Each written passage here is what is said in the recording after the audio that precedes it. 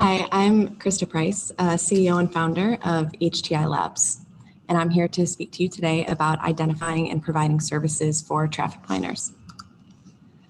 The genesis of HTI Labs can be traced all the way back to my undergraduate research, actually 7 years ago. And today we are a team of 10 whose mission is really to fight sex trafficking, domestic violence, and sexual assault by creating sustainable, data-driven research and technology in collaboration with our community partners. Our goal is to identify and evaluate holistic strategies to counter these problems. And at the heart of everything that we do is research.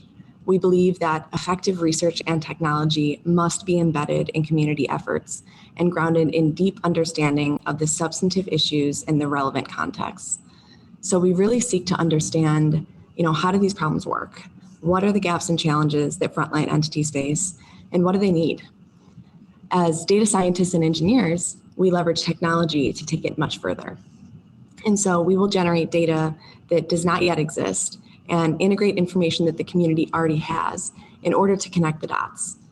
And we work with partners on the front lines to solve problems by developing policy or building tools and software for better identification, response, investigation, and provision of services.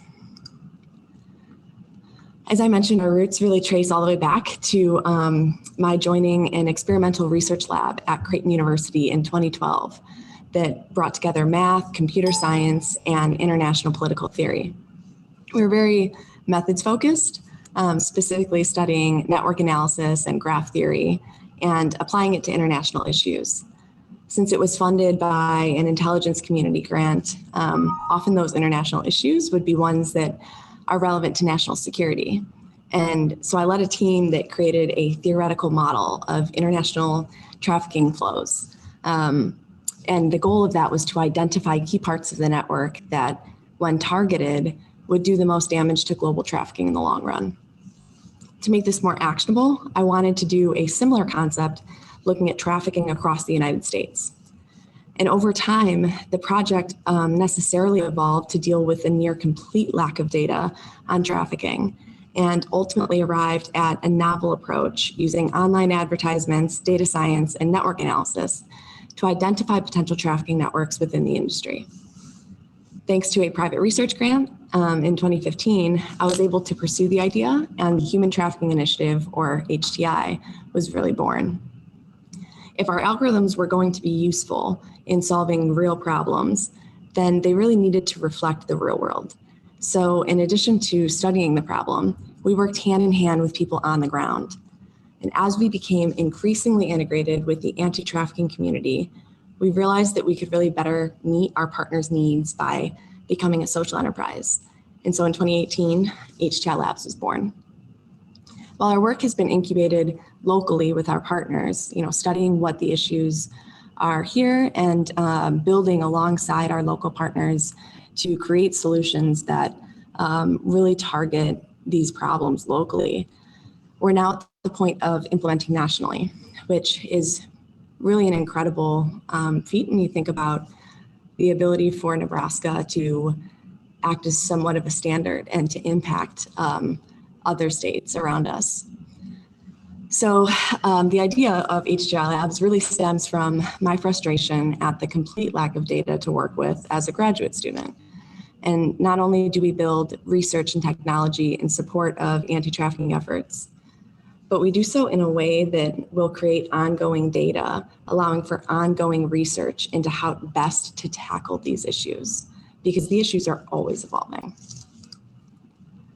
And while that effort encompasses a number of issues related to sexual violence, I will be focusing most of today's comments on sex trafficking, with a particular emphasis on trafficking of minors. I'll discuss how we help law enforcement to identify, investigate, and successfully prosecute traffickers of children and adults, lay out some of our more notable successes, and talk through kind of how those happened and lessons learned, right?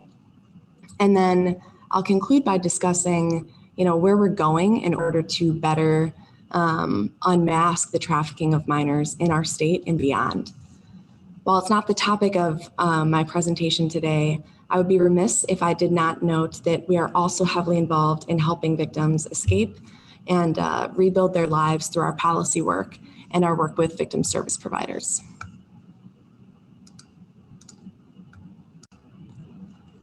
So sex trafficking is the element of the larger commercial sex industry that involves a lack of consent. This means that it is very difficult to identify. Essentially, human trafficking is when someone is facilitating your exploitation without your consent. And that exploitation can be commercial sexual exploitation, forced labor, or organ removal. Trafficking really requires an act, a means, and a purpose. For adults, sex trafficking is particularly difficult to identify because of the nuance involved in the means of force, fraud, and coercion. In the case of minors, however, all that is required are that they are being sold for sex and that someone is engaged in an act to facilitate that in some way. In essence, merely the fact that a minor is being sold for sex legally means that they are being trafficked. No force, coercion, or fraud is required, as a minor is not legally permitted to consent to selling themselves for sex. That's kind of a misframing of it, right? And the difficulty lies in the fact that, in general, minors are not being openly advertised as such. Commercial sex websites, for example, do not allow minors to knowingly be advertised, requiring a minimum age of 18 to 21 to be entered when posting an ad. That doesn't mean that each ad is going to only reflect people who are, at least 18 to 21 years old. It just means that you can only select that as the age group, right? It shows how it's much more hidden the younger that you are. This means that even in the case of minors, identification requires painstaking investigative work.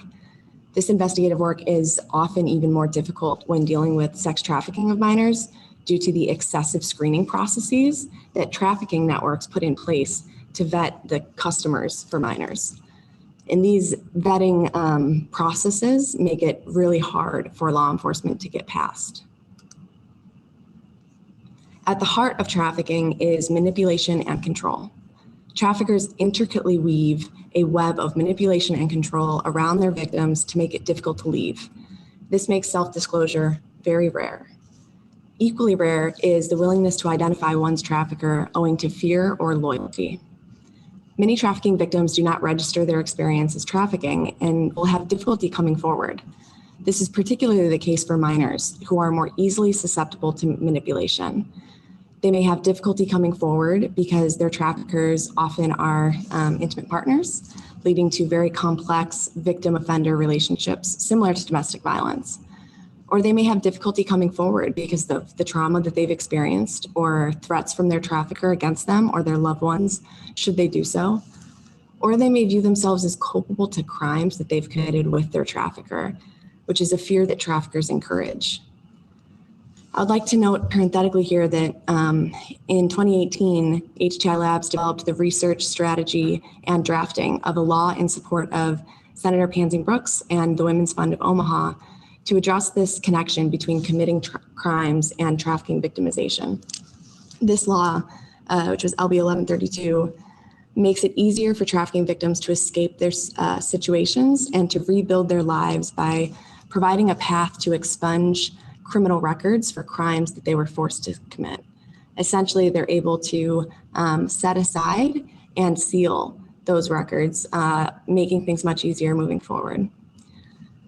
Even if survivors are able to leave, however, it often takes years of mental health work to recognize the situation as trafficking. And we really can't forget the difficulty that our criminal justice system has in dealing with crimes related to sexual violence. It's worth underscoring that the lack of confidentiality, fears of repercussion, and community connections often enjoyed by the perpetrator make justice seeking even more difficult for survivors. The identification challenge is made even more difficult by the fact that sex trafficking is a hidden population that coexists within the larger commercial sex industry, which is also, to a lesser extent, a hidden population with zero good data. Even if you had good data temporarily, this industry is just constantly evolving. It's It's like drugs in that it's a market.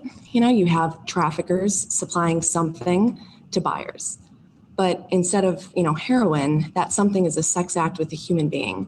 And sex acts are a somewhat, normal legal thing in society. This means that effective networks, they blend in completely with their surroundings. Like terrorism, it's nearly impossible to identify without technology and information on the ground. But unlike terrorism, there aren't multiple government agencies dedicated solely to identifying and dismantling trafficking networks. And so it's left up to a decentralized group of entities mandated to do something about it. But different entities might each notice one or two small red flags that alone wouldn't really signal trafficking. It's only once it's taken all together that you can see it as potential trafficking. The problem is that these information silos are long-standing. The system really was not built for data sharing. And so we work to overcome those problems. Before telling you how we do that and what we've discovered, let me briefly discuss a few cases of minors in Nebraska that we've become aware of. My point in doing so is a simple one. Minors are being trafficked in our state, and we need to help these young victims and bring their perpetrators to justice. And we need to do so in a way that greatly decreases the number of victims as we move forward. Anecdotally, we often hear of instances of minors being trafficked by getting abducted or violently removed from their surroundings. While victimization of this type does occur, the fact is that the vast majority of trafficking of minors occurs in a more subtle way. It's really often involving traffickers exploiting of underlying risk factors in determining which recruitment strategies will be the most effective. Generally speaking, the vulnerabilities contributing to a minor's risk of trafficking victimization can be understood as a combination of both economic and social risk factors. While various ways of categorizing these factors exist, it will be worthwhile to think through some of the prominent factors that have been demonstrated as contributing to a minor's risk of trafficking victimization. For example, living in poverty, or homelessness or having no family support system. The same is true of those engaging in survival sex, meaning that they engage in, they essentially exchange sex acts for basic survival needs like food, clothing, and shelter. And these are individuals with no other viable options for meeting their survival needs, leaving them vulnerable to exploitation because they have no other options. Youth missing from care, that's also an extreme risk factor. The National Center for Missing and Exploited Youth reports that 1 in 3 youths are approached to sell sex within 72 hours of their having been missing from care. This is particularly likely for youth who are in foster care or receiving social services. Facing addiction.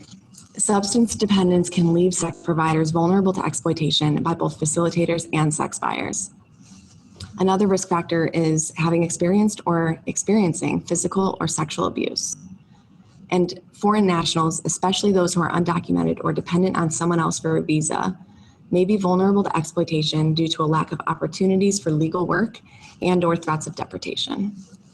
These risk factors are interconnected, and these underlying vulnerabilities may often work in tandem in terms of contributing to a victim's risk level. For example, respondents working with minor trafficking victims in one study noted that rather than poverty itself, the effects of financial pressure can further exacerbate strain in family dynamics and result in an increase in experienced violence for the victim, really forcing them out of homes and into situations that put them at higher risk of trafficking. In addition, there is the added challenge of fluidity over time. Looking at a network or a sex provider in a snapshot of time does not tell the whole story. An independent sex provider, currently in the industry as an adult, may have started in the industry as a minor. That means that this person was trafficked into the industry by whoever recruited or solicited them as a minor, whether or not their circumstances for remaining in the industry are different. I spoke with an independent adult sex provider in Iowa some years ago who did not have a pimp and was not, in her own explanation, she was not being subjected to force, coercion, or fraud. However, she told me her story. And as she told me her story, she related how as a 13-year-old, she had been abducted in an effort to force her to have sex for money. And while she managed to escape, this early traumatic experience, may have informed the decision to engage in the sex industry as an adult. And she grew up around it where that was sort of all that was all that she knew. So keeping those pieces of context in mind is really critical when understanding where someone is at today and what the journey was to sort of be there. This highlights really the need to look at an individual's experience in the commercial sex industry over time, all of which makes it incredibly complex to label a sex provider as either a trafficking victim or not. At what point in time are you talking about? And does the context of their past involvement in the industry matter? Again, a current minor in the industry is a trafficked victim, but that's not often. Minors are often quite difficult to identify straight out in the industry. Traffickers' recruitment strategies are centered around the exploitation of a victim's underlying vulnerabilities. Traffickers really capitalize on these vulnerabilities in a variety of ways, depending on the context of the victim. Common recruitment strategies include those which exploit the victim's unmet needs for material goods. This can include victims whose basic needs, such as income, food, or shelter, are really not being met. And this recruitment strategy may involve false promises of gainful employment, which are used to lure the victim into an exploitative situation. Other recruitment strategies attempt to exploit the victim's hopes of escape and of an impressive home life. Or they might exploit the victim's longing for companionship or affection. This makes the young person susceptible to the Romeo pimp or an older man, feigning love. Still others exploit the victim's instinct to survive after leaving their home. Survival sex is not at all uncommon, particularly among homeless youth. These sorts of recruitment, all of which really rely on the social and economic vulnerabilities experienced by the victim, can be carried out in different contexts. In terms of the environment, these recruitment efforts are often undertaken in areas such as schools, hubs of transportation, bus stops or train stations, tourist areas, shelters, university districts, and so on. As an environment, the foster care system has been noted as an especially relevant stage for recruitment efforts. When victims are placed in the custody of service providers, going from one institution to another, they're prone to meeting other youth who have already been recruited and thus are capable of connecting traffickers with more victims with strong underlying vulnerabilities.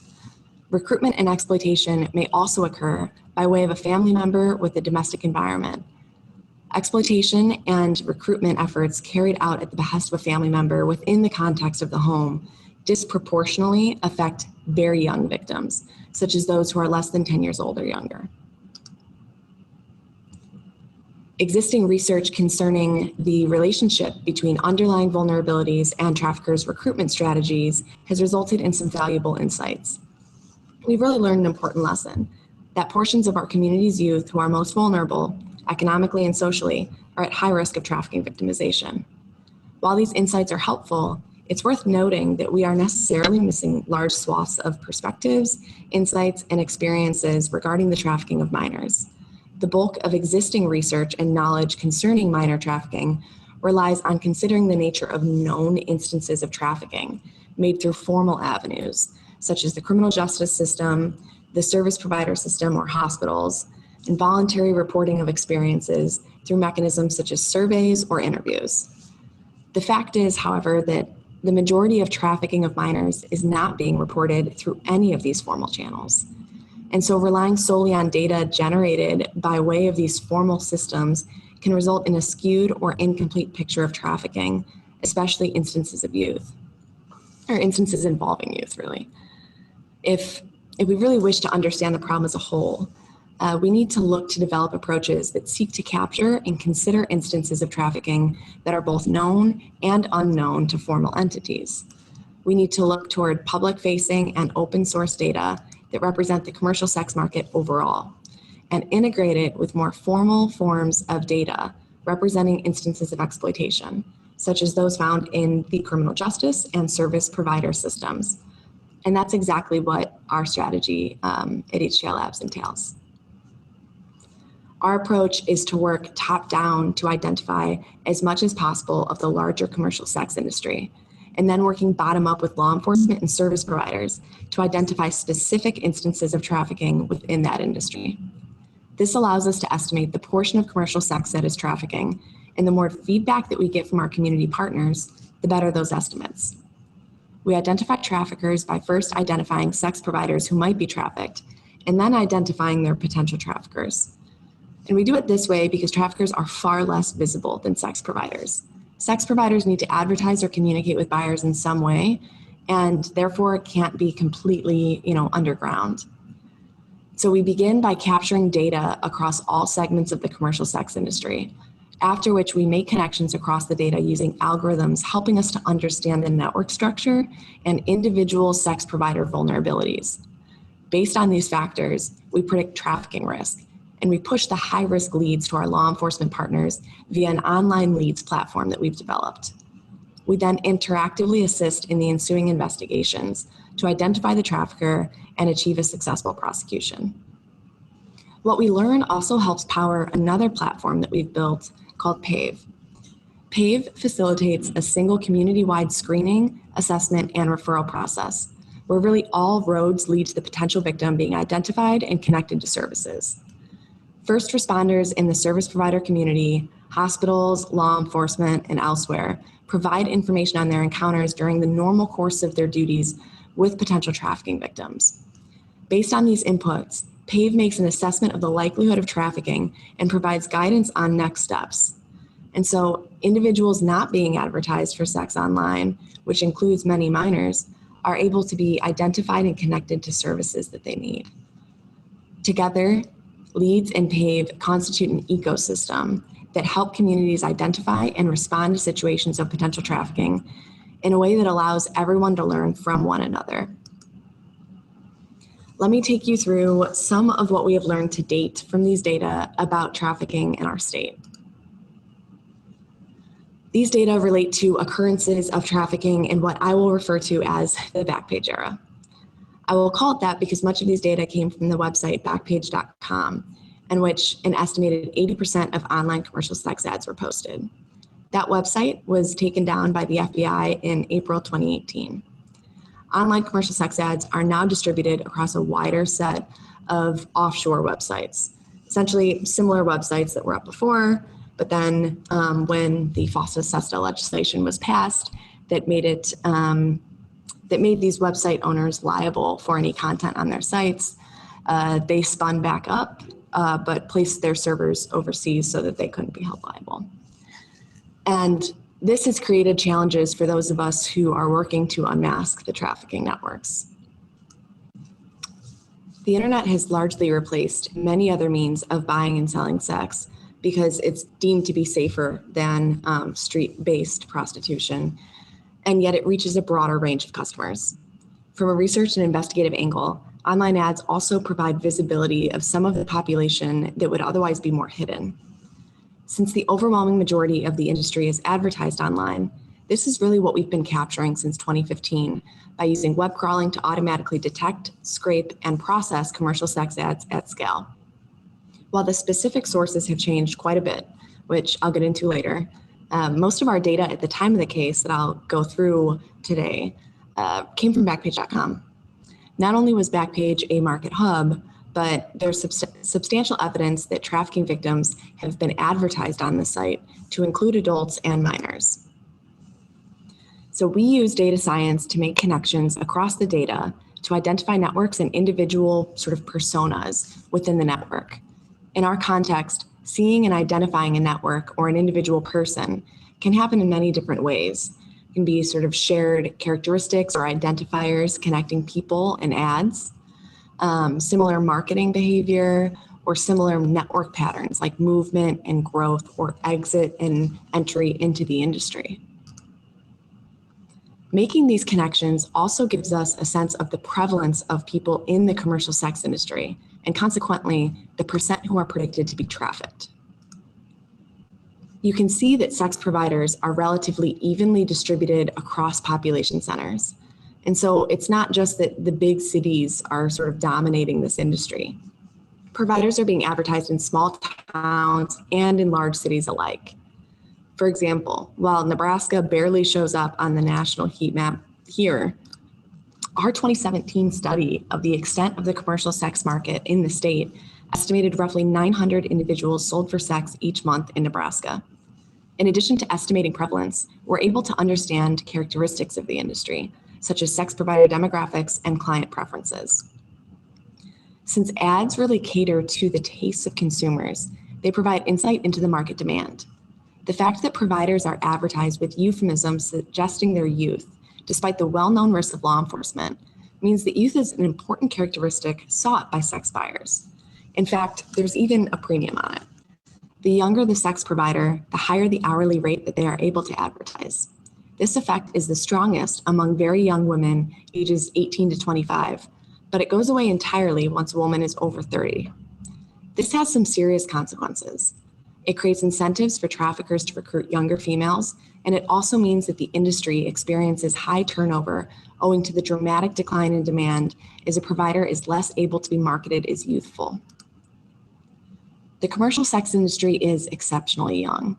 Nationally, 14 to 18% are advertised under 21, and 30% are advertised using phrases that imply that they're very young, like just turned 18, fresh meat, brand new. Since it's impossible to post a Backpage ad listing an age under 18, the average age of providers is probably quite a bit younger than the average posted age. For example, this ad that's posted with an age of 29 that you see here, but the girls are described in the ad as being 19. And so that's just one way that people will try to sort of mask it from any automated sort of collection. Research also shows that minors rarely enter into the industry without a facilitator actively recruiting them and breaking them in. When multiple sex providers work together and have similar advertising patterns, this can be an indicator of having a facilitator. Facilitators, in turn, can constrain the autonomy of sex providers. The majority of those advertised on Backpage appear to work in groups. Some of them even advertise in multiple girl specials as a package deal.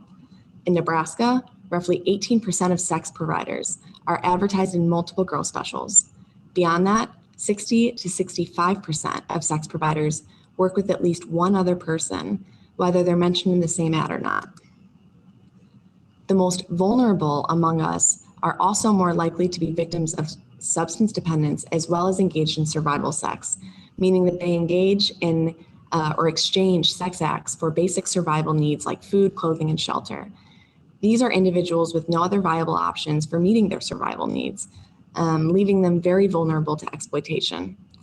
This is clearly evidenced in the data, where an overwhelming majority of the sex providers appear to be in the lower end of the commercial sex market, where survival sex is often the only means of meeting basic needs. This is reflected in the comparatively low hourly rates. The average is less than $200 per hour. It is also reflected in their being sold frequently and the increased likelihood that they experience drugs as part of their job. They're also more likely to advertise to truckers and to military personnel. An implication of the market segmentation on Backpage is that the more frequently that you work, the less that you're likely to charge per hour. This strongly suggests that those engaged in survival sex are trapped in a situation where they must work a very large number of hours at a very low rate. It also suggests potential trafficking, where traffickers set the quota that sex providers must meet. Minority communities are overrepresented in the pool of sex providers. For example, African Americans make up 13% of the US population, and yet they represent 33% of those on Backpage. This overrepresentation is exacerbated in Nebraska, where African Americans make up 50% of the Backpage sex provider population. Additionally, we also find indicators of potential foreign nationals in the industry who are exceptionally vulnerable to exploitation by facilitators or managers. Some will be referred to as an import from a foreign country or a new arrival or fresh off the boat. Undocumented immigrants, as well as those dependent on someone else for a visa, may be particularly vulnerable to exploitation due to a lack of opportunities for legal work and or threats of deportation. Based solely off of these online ads, our 2017 Nebraska study estimated about 70% of providers have at least some risk indicator, being young or working in groups likely to have an active facilitator.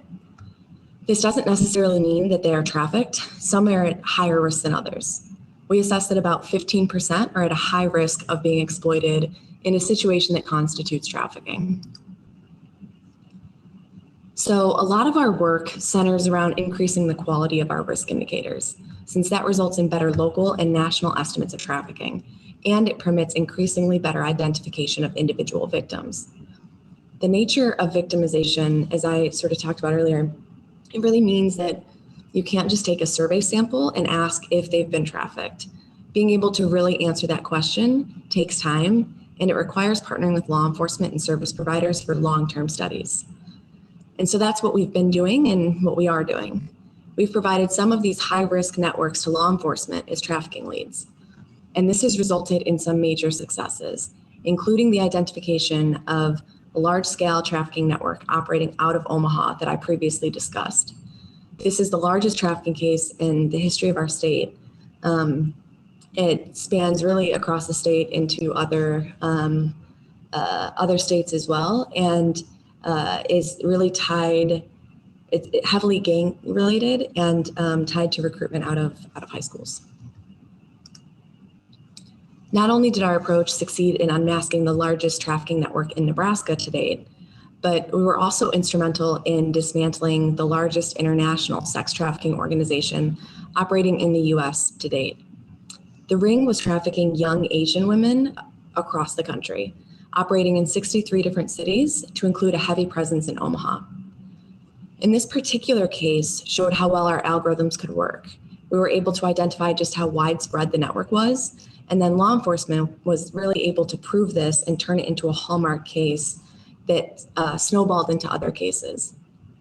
We provided a lead of a network based on high-risk indicators from our online commercial sex ads and from sex buyer reviews on message boards. And according to our algorithms, the sex providers were newly arrived, foreign-born individuals advertised at a very young age in these like multiple girl specials. They also traveled quite a bit. And sex buyers would frequently state in their reviews that these girls appear quite young and are from Thailand, China, and that they're not really able to speak English clearly. So these reviews raised major concerns, such as the girls working in calls to hotels in a sort of assembly line fashion. We tend to think of trafficking as like these sort of brothels, or sometimes people think of them sort of massage parlors. And it's important to note that the venue, it really can be in different places. Sometimes it will look like a residential home in a neighborhood where it will sort of act through a word of mouth environment, and it will be it's really trafficking very young girls. Other times it will be, like in this case, just hotels that are used, but it looks, acts, and sort of feels like a brothel, in that there's just a lot of logistics setting up all the dates, like at the hotels, getting all the rooms, but that it's the same sort of environment of sort of one sex buyer after another. And so that's a really important thing to keep in mind, that it's really not just a question of venue that really determines whether it's trafficking or how exploitative it is. It can happen in any really place.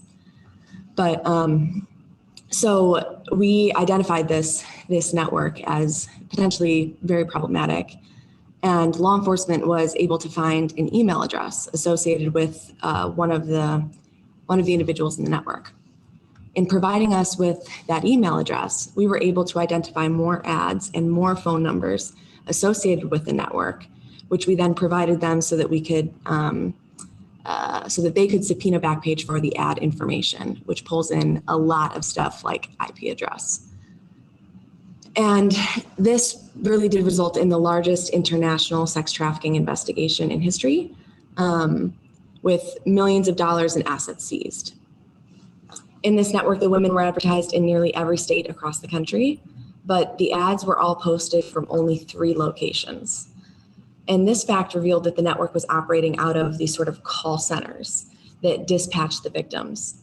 So when Homeland Security investigations compared our data with account data from financial institutions, they were able to map movement and really further uncover the ringleaders.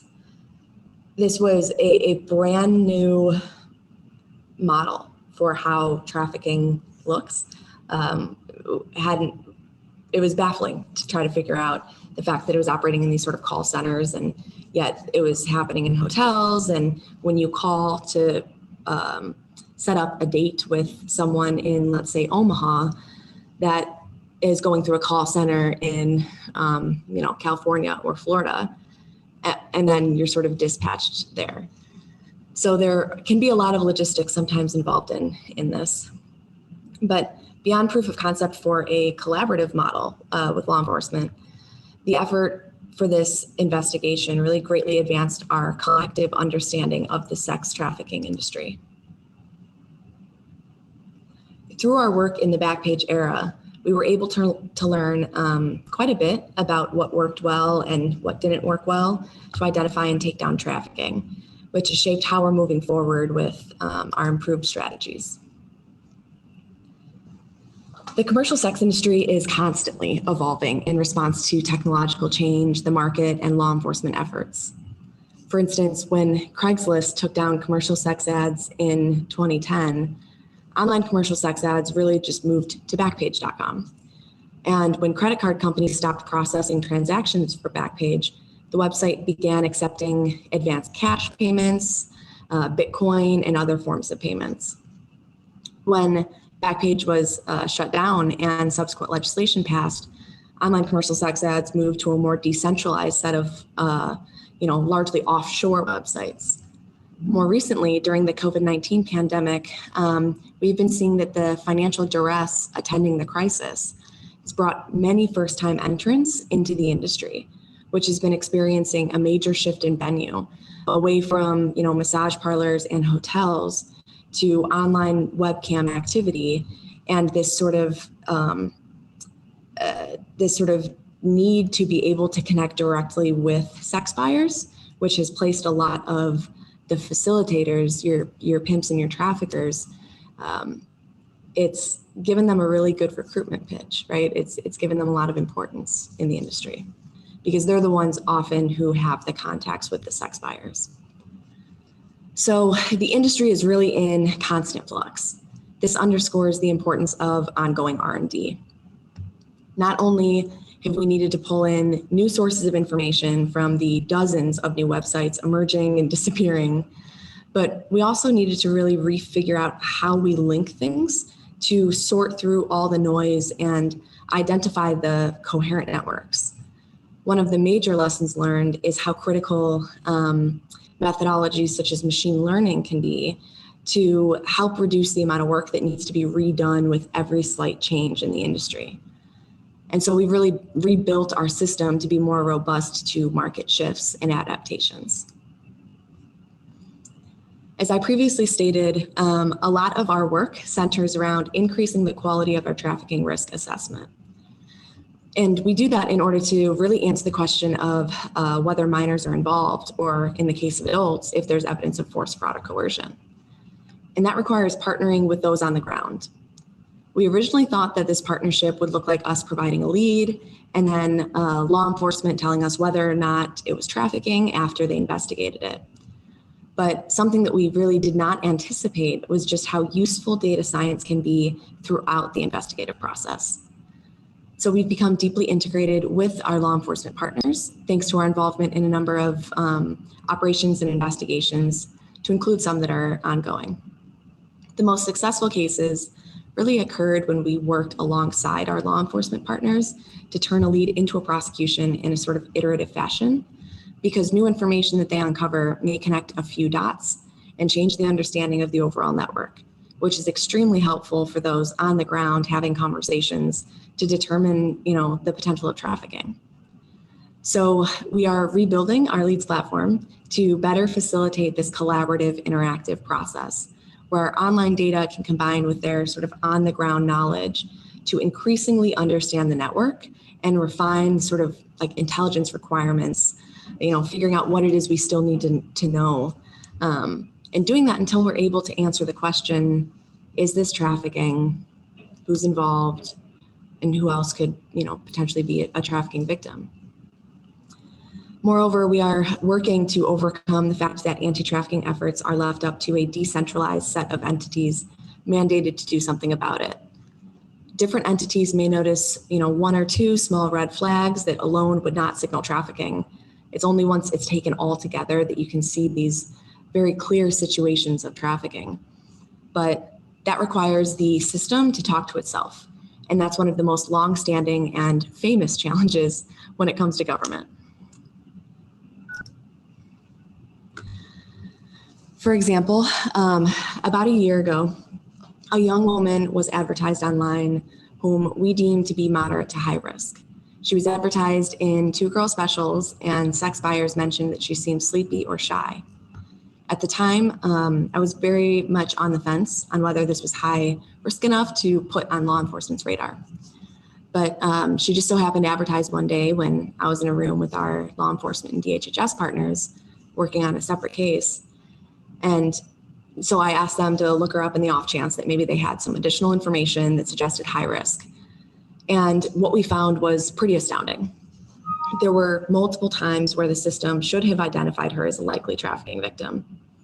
There was one report saying that she was being advertised by her abusive partner on commercial sex websites. Yet another report finding her to be low functioning with the explanation, sexual exploitation of a vulnerable adult. There were also law enforcement reports of domestic violence incidents requiring hospitalization, where she was dropped back off afterwards at a motel that she was staying at with the abuser. Moreover, she was not the only victim, hence the 2 girl special. That same abuser, the trafficker, also had a history of domestic violence with another woman who nearly disclosed this situation to an ER nurse before the trafficker showed up to the ER, and she stopped talking, and then he made her leave with him. So this example really crystallized the cost of information silos. We were already working at that time on developing a procedure for effective screening with the Nebraska Human Trafficking Task Force. But at this point, we realized that another one-off training or pen and paper tool just wasn't going to make a dent in the problem. We needed software that facilitates the next step. So identifying trafficking, it requires long-term support services and a community working together. And that requires collaboration tools. So that's what we built. PAVE is not only intended to improve a community's detection of and response to potential trafficking, but it also allows us to understand those segments of trafficking that won't show up online, like the residential neighborhood brothels that operate through word of mouth. And I mentioned earlier that immediate self-disclosure of trafficking victimization is extremely rare, but it does become likely over time if someone is connected to services where their basic needs are being met. And that's exactly the process that PAVE facilitates. We are excited to see PAVE get increasing use throughout our state. Our community's ability to effectively combat a crime as often hidden and trafficking victimization of minors is made easier when effective communication and informed referral processes are within reach of organizations. And PAVE facilitates these processes. Among the agencies that have decided to adopt PAVE is the Nebraska Department of Health and Human Services. To date, nearly 500 DHHS employees have enrolled in PAVE, representing staff working in both Nebraska's abuse and neglect hotline, as well as the field representatives. And we are also engaged in efforts to onboard PAVE with some of the most important service providers in Nebraska. People doing a lot of really great work, including the Women's Center for Advancement, Youth Emergency Services, and Ponca Tribe of Nebraska. Moreover, we're also a really exciting thing. So we built this as a task force, really, and it was built to solve Nebraska's problems, but we realized that any challenges that we have around screening, identification, response, everyone else has, every other state has. And so we are receiving expressions of interest in PAVE from outside of Nebraska, to include Orange County, California, Virginia, and Colorado. So it's really an exciting thought that, what we built here can also have an effect in other locations. The value of each additional agency that onboards with PAVE is multiplicative in terms of anti-trafficking efforts and provision of services and resources to survivors. For example, we know that the trafficking of minors occurs with, indifference to state and national borders. It is for this reason that, we are especially excited to be working toward implementing PAVE in other states. We anticipate an anti-trafficking response carried out across state lines as facilitated by PAVE will work to overcome barriers to effective service provision, referral networking, and agency communication that so often prohibits those on the front lines from really doing their jobs. And while PAVE was built to help us identify trafficking, labor trafficking and sex trafficking, we are also currently expanding it out to help capture just sexual violence more broadly and domestic violence as well, where it's that same concept, equipping people with the tools that they need to recognize the situation when they see it and to facilitate next steps, and to do that in a way that's all keeping confidentiality at the core of it, but doing it in a way that still facilitates collaboration and community coordination, particularly when it comes to minors, where it's critical that we're not missing the ability to connect the dots. So we've essentially built an ecosystem that takes everything that we do to detect and understand trafficking in the broader sex industry, and it integrates that in with everything that law enforcement is learning through the investigative process, as well as what hospitals, child welfare agencies, and victim service providers in the community are seeing, because not every situation can or should be solved by law enforcement. It takes a community. And so altogether, this helps to uncover hidden populations that may not be advertised online, but are being exploited in plain sight. And this is really critical. This is really critical in eventually getting to the point where we're not just responding to situations in front of us. We need the tools. We need to improve our ability to, detect and respond to these situations, because we're missing a lot as a community. But it also gets us to the point where we can start being proactive. We can be detecting potential situations that are risky before before the victimization happens. And that's really the goal, is to be able to get to that point of prevention.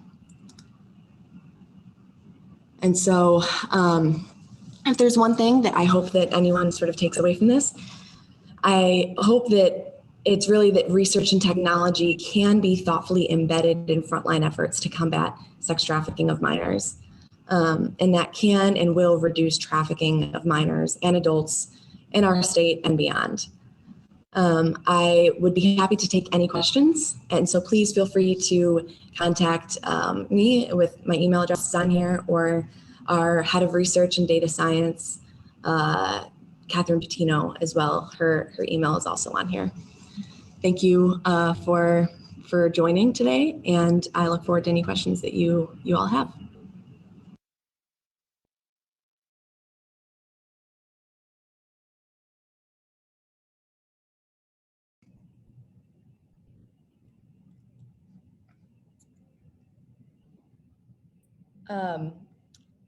I believe, can everyone hear me okay?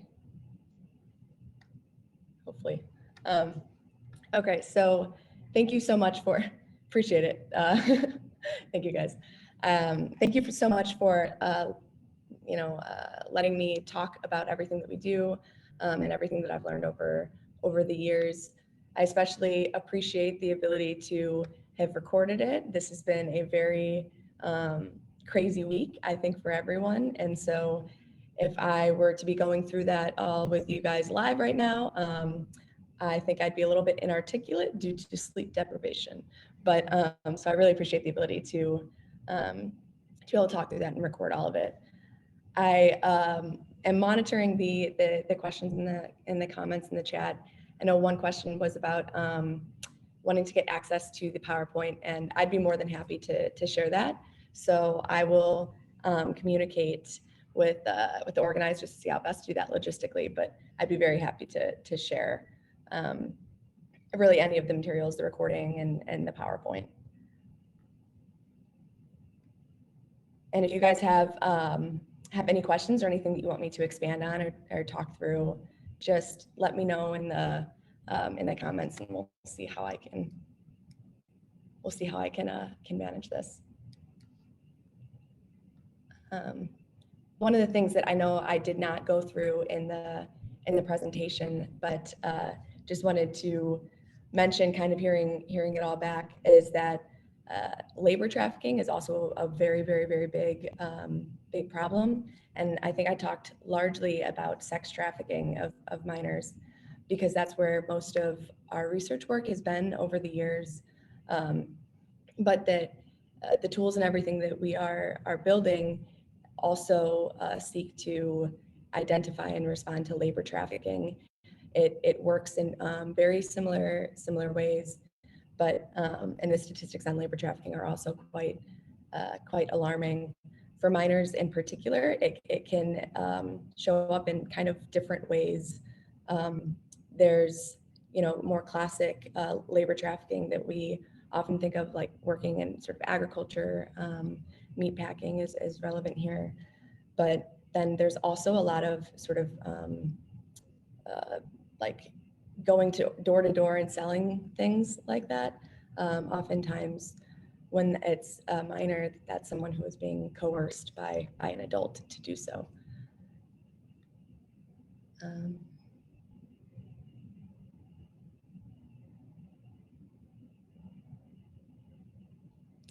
Yeah, and if you guys ever have any cases or anything where you think it might be a situation of trafficking, do feel free to reach out to us. We have built a lot of tools and ability to try to, connect the dots and pull things together. And we do that so that we can support the community. So please do always feel free to reach out, and we'll see if we can kind of find anything to help support any investigation.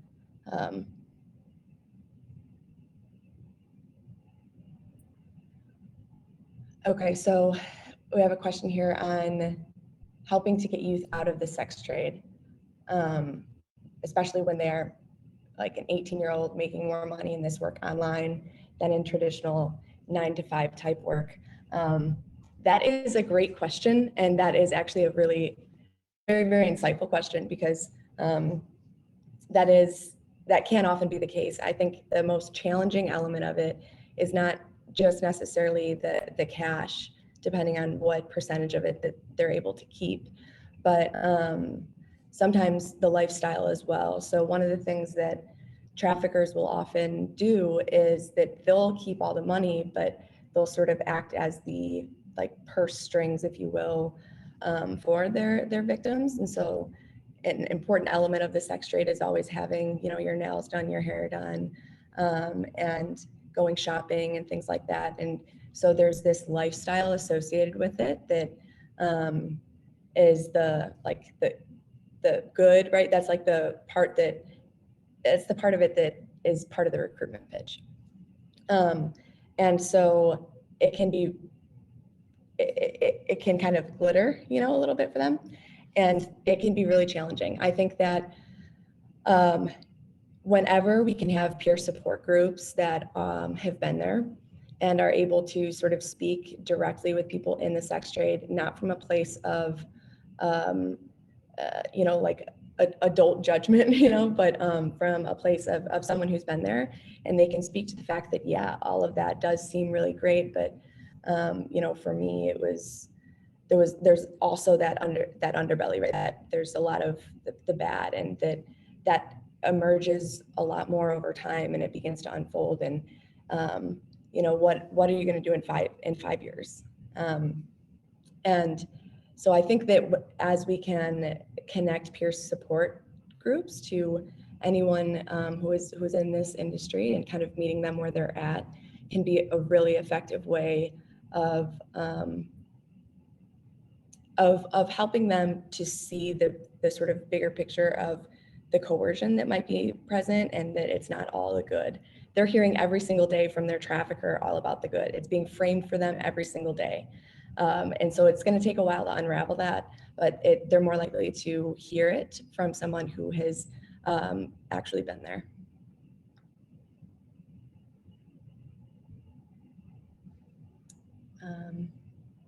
What are some key factors to look at in youth that may be trafficked? You will see a lot of mixed messages all the time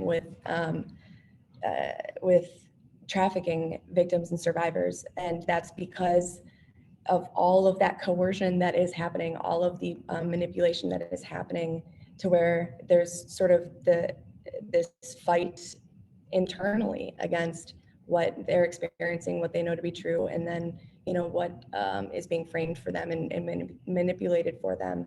And so that can be really kind of tough to work through.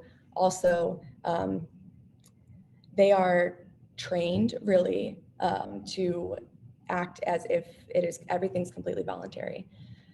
Sex buyers in this industry, that's what they are wanting, right? That's what they're purchasing, this sort of the fantasy that there are all of these women who want to consent to that with them. And that's not to say that there's not this sort of fetish group that is very interested in the power dynamic of just straight up coercion, to where they would actually prefer someone who is being forced to be there.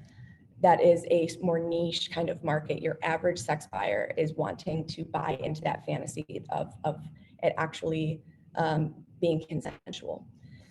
And so because of that, it's really important for traffickers that their victims are acting, and it all seems as if it's completely consensual for them, that there's not a pimp behind the scenes, that there's no one else involved, that this is something they're doing out of their own free will, that it helps them to go about like paying for college. And there's those kinds of stories are always there, which is why we see such a big gap between what sex buyers think in terms of how much trafficking there is versus the reality of how much trafficking that there is. So all of that means that it's very complex for victims themselves in sort of what they're showing and when, and you're going to see mixed messages. In fact, I think that that's the best indicator of potentially being trafficking, is when there's a lot of that like tension between you're seeing elements of maybe they've got a lot of cash, they've got an older boyfriend, they've got they're sort of changing their personality a little bit, and but then you see some more normal things, and there seems to be explanations to all of it, and I think that all of that comes together to say that there's some internal debate that's happening there, and there's certainly something to look into. But I would say that the biggest thing is that they have to like actually go on these sort of dates, right? And so there will be time when they're meeting up with friends or a boyfriend over either like lunch breaks is one big time period where we see a lot of the sex acts happening, or in the evenings on weekends. It's really hard to tell the difference between just hanging out with friends, and then when that's happening. But I think when there's an older sort of boyfriend involved, an older crowd involved, and when there is new clothes, purses, cell phones, a lot of cash, that can be a really big indicator. Because at first they will actually have all those things and be able to keep all those things. The traffickers pull it away over time as a form of manipulation.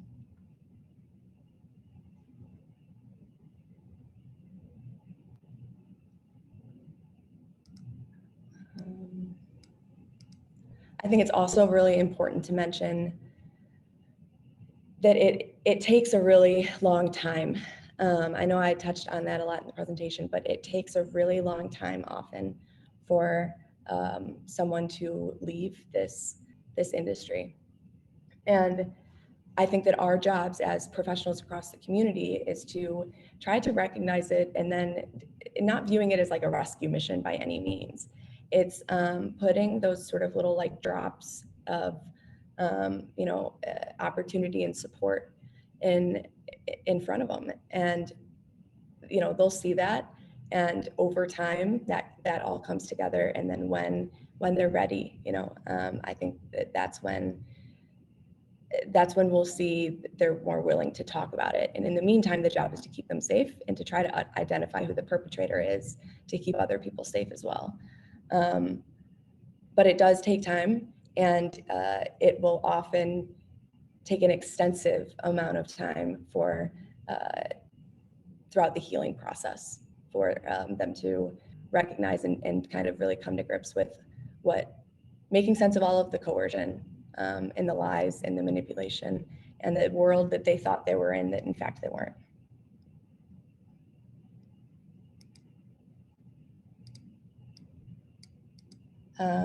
Okay, a question about the statistics of youth returning. That is a great question. And that's something that I wish that I could give you the statistics on that. The fact is that it really doesn't exist. That's almost the bottom line of really any trafficking data. It doesn't really exist. That's what we're trying to really create and to build. So all I can speak to is anecdotally. And I can say that it's the majority of the time. What we will see is that there will be a focus often on potentially holding the perpetrator accountable, but not addressing the underlying vulnerabilities that made them vulnerable to be in that situation to begin with. We need to hold perpetrators accountable, but there are a lot of potential perpetrators out there. There are a lot of people who are seeing the amount of money that can be made when you can manipulate someone into doing this. And so if we're not addressing that underlying sort of vulnerability for that individual person, then they are still just as vulnerable to fall right back into it. And even more so because it's what they know. And so we do see that happen quite often, but I can say situations where it's been successful, where they haven't returned, has really been when we've been able to do things like if they're an adult, getting rid of the record, and being able to have a truly a clean slate in their mind, because a big part of this is that they will often feel that they hold some responsibility and like guilt for the crimes that were committed, even though they were a victim for that. So anything that can clear their records and then help them in whatever way healing looks like for them. For some people, it's completely being deeply separated from the industry. For others, it's somehow helping others or wanting to feel like that they were able to make good of this situation, and that can be a long healing process. But when they have a clear path, right, for whether what are they going to do for money, right? What do they want to go back to school? Do you what are your dreams? What are your career goals? And making that pathway wide open for them and helping them, which is what our service provider community really does a great job of. But when there's that sort of wraparound support and they can see for the first time, well, I define what my future looks like. And we help make that happen, that's when we see that they won't sometimes fall back into that. But when we just try to eliminate the perpetrator at hand, or just sort of get them out of that particular situation without addressing that, and they're still in foster care homes, no one really seems to care about what other options they might have for their career, then that again is the way that they will feel often good and get sort of attention on what it is that they want. They're getting that attention from potential new traffickers.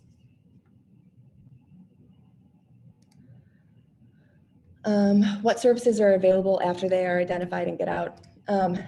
So there are like the sort of basic services that we think of housing, right? Where it ranges all the way obviously from like shelters, transitional housing to rent support and things like that. There's a lot of, mental health therapy, which I think is really important, particularly because of the PTSD that's deeply associated with trafficking. And so a lot, newer and really effective methodologies that mental health therapists are now really doing for victims of PTSD that can be very effective. And then, there's case management services of someone who's helping to just connect them to all these services and make sense of what is available in their particular situation and help them get into those programs and things like that. There are jobs programs, career goal programs that will help to connect to any job options out there, or schools that colleges that have programs for this particular type of situation. I know that for HTI Labs, we are an employer who very much would work with the service provider community, because obviously we have jobs here, and that can be a really effective way, I think, for people to be able to give back. But also, I would say there's just the sort of basic, like, what do they need? They need a cell phone, kind of getting any of those issues sort of out of the way. Do they need help with transportation to all these services? That can all be sort of handled locally. I know that the Women's Center for Advancement in Youth Emergency Services are great options, but if anyone ever has any questions on in a particular location, what service providers are available and what services they offer, do feel free to shoot me an email, and I'd be more than happy to help with that. Also, the Nebraska Coalition to End Sexual and Domestic Violence is a great resource on that as well. Is there anything being done to increase the awareness among parents and school staff to prevent youth engagement? There are some great programs out there that put together kind of training programs and things like that. My dream is certainly to have the screening tools within schools as well, because I think that they're seeing a lot more than a lot of other professionals will see. A nurse will maybe come across someone for just a few minutes, but schools are seeing a lot of it, particularly since recruitment is happening out of high schools. And so I know that is a big goal of the Nebraska Human Trafficking Task Force, is for us to get the screening as well into schools, to combine alongside that training. And that is something that I think I'd like to see within the next year. So really good diagnosis there of the issue. We've got to be doing a lot more with schools. Peer support groups, specifically in Omaha, family support groups for those families who have teens or young adults being trafficked. So for peer support groups in Omaha, I would consider contacting, there's Survivors Rising, which is an organization of survivors and they do things like peer support. They do things like training, and also just helping to define what the system's response should be on things, because survivors should be leading the community effort on this. And then also the Women's Center for Advancement, I know, has organized a lot of peer support groups as well. Family support groups, that's a great question. I actually do not know if family support groups exist. I would reach out to the WCA, and they might have,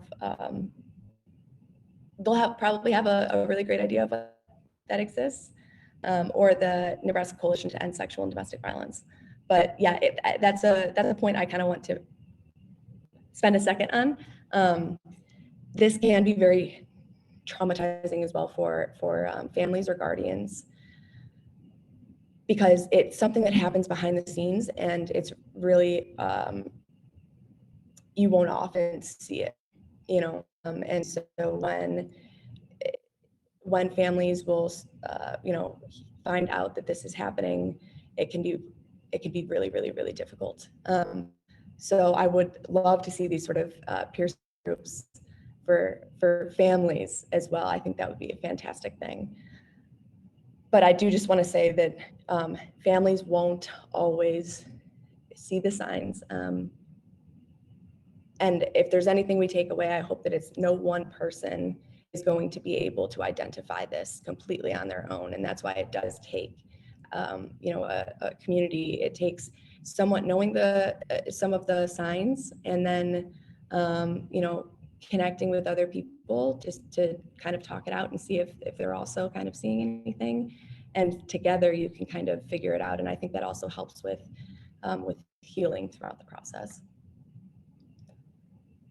My email address is krista@hgilabs.org. That's CRYA@hgilabs.org. It's also on the last slide of the presentation that I will be making sure that everyone has access to. And you can also always just go to our website, hgilabs.org, and the contact section on there that goes to an email address that will also forward to me. So more ways to get in touch with me.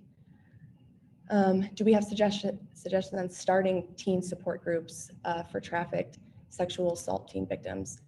Gosh, that would be great. I would certainly connect with Survivors Rising and get.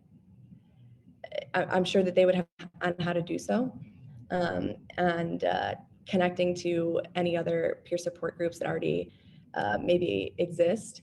And I know that that's something that they would be very excited about. I think that peer support is something that we all recognize is huge. And I like that you mentioned as well, when you say trafficked and sexual assault teams, there is so much overlap. Sex trafficking victims by definition are sexual assault victims, right? Repeated sexual assault victims. But we see such incredible correlation between people who have experienced like childhood sexual assault and then will be recruited and trafficked into sex trafficking. And oftentimes it'll be by someone who it mimics like a domestic violence relationship. And so there is so much overlap and complexity to all of the different forms of domestic and sexual violence. And sometimes some people will maybe identify as a sexual assault victim or a domestic violence survivor and not necessarily a sex trafficking survivor, or there's a lot of overlap and complexity to that. And so recognizing, and I think trying to treat sexual violence as sort of one holistic set of issues, while recognizing that there are nuances to all of them that can be a little bit different, and the needs can be slightly different. With domestic violence, protection orders are obviously huge, and we don't see that often in for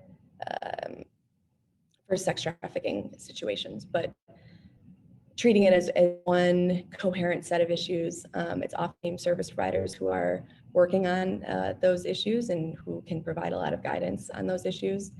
And it's often the same vulnerability, like risk flags and indicators across all of those issues. So usually you won't really know what one you're maybe dealing with, but that web kind of untangles over time. But yeah, I would reach out to Survivors Rising, certainly. And if you shoot me an email, I'd be more than happy to make that happen.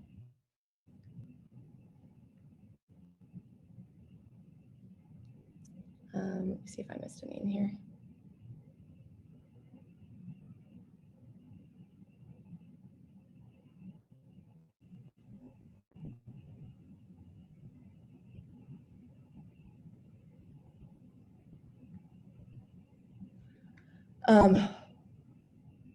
Another overlapping issue that I didn't really talk about is child pornography. The thing that is interesting about how child pornography relates to sex trafficking is that often sex buyers are consumers of child pornography. And that can be an escalation into, purchasing sex from minors. And you can be trafficked sort of via child pornography. There will be pictures that are and videos that are always sort of taken associated with sex trafficking. And those can be passed through these sort of chat rooms forever. And so even when you get out of a situation of sex trafficking, then the sort of child pornography elements of it can live on, and that can be another sort of crime and issue to focus on. And also we will see some situations of sex trafficking where there's actually not the face-to-face like date, if you will, between the minor and then the sex buyer, that it will be a sort of organizational structure where they are being forced to produce child pornography, and then that sold repeatedly through these sorts of message boards, and that is sex trafficking. So it's another overlapping issue that is it's an interesting element of it, I think, and we're learning more and more and more over time of how much those two issues do really overlap. But there's a ton of content that is created as part of the commercial sex industry through, the advertisements, selling sort of videos as a marketing tool. It's what traffickers will often do. And so getting those actual materials back is another huge element of recovery.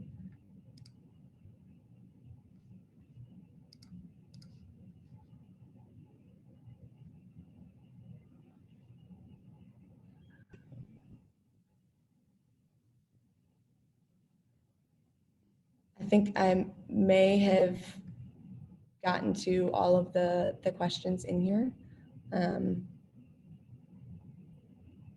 If there are any more, feel free to pop them in the chat, or as I mentioned, you can always email me. The last thing that I think I want to mention is just how many entities are working on these issues and how important everyone's sort of work is. We have the Nebraska Human Trafficking Task Force, which was a federal grant that started a few years ago, and done a lot of the sort of foundational work on this. And the Women's Fund of Omaha has spearheaded a lot of the legislation, really important legislation that has been critical in like allowing law enforcement to not arrest for prostitution when investigating for trafficking. I know that sounds silly, but legally that was actually kind of an issue where prostitution is illegal. And so it was this really weird gray area where people would be arrested because they had to, it's a crime, and the arrest was being used as a mechanism for then trying to help them. That creates a lot of tough issues, psychologically. They're not necessarily going to be in a state of mind to want to be helping you on this case if you just arrested them. And so there's been a lot of great work, not just on the policy end of that, but law enforcement across the state really working to build a better model, right? How do we effectively build these relationships with potential victims to effectively combat these issues? I will leave my email in the chat here.